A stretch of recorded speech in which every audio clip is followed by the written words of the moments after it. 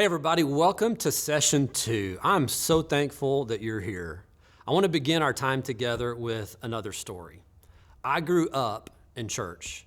My family was a part of a conservative evangelical church, and we faithfully attended every Sunday morning, every Sunday night, and yes, even on Wednesday night, every time the doors were open. That place was like a second home to me, and I have some great and fond memories of that time of my life.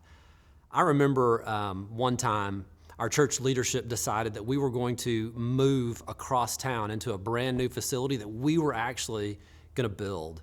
And I remember waking up early on Saturday mornings and driving over to that facility with my dad and working on the job site to help construct that building.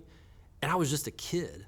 We were 100% church people. And I can also remember around that time, I must have been 8 or 9 years old. I have this clear memory of watching my dad sit at our little office desk at home every Sunday morning and write a tithe check to the church. Sometimes he would call me in and he would explain what he was doing, and he'd share with me about tithing and that 10% of what God gives us is supposed to be returned as a tithe. And then he would give me a little dime, and he said, this represents a part of what you're earning, and when it comes time at church today and those baskets are passed, you can put your dime in and participate as your tithe. And at church that day, when the giving baskets came around, I understood that that dime was supposed to be my tithe. I don't know why I retained this memory, but it's as clear in my mind as what happened yesterday. I just grew up from an early age with an understanding of giving and tithing.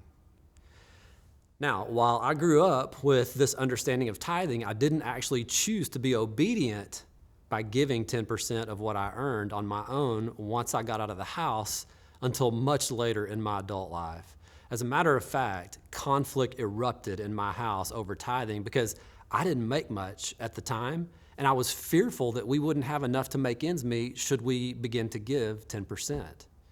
Yes, this was about the same time as I was putting cookie dough under lock and key, so not one of my best seasons of life.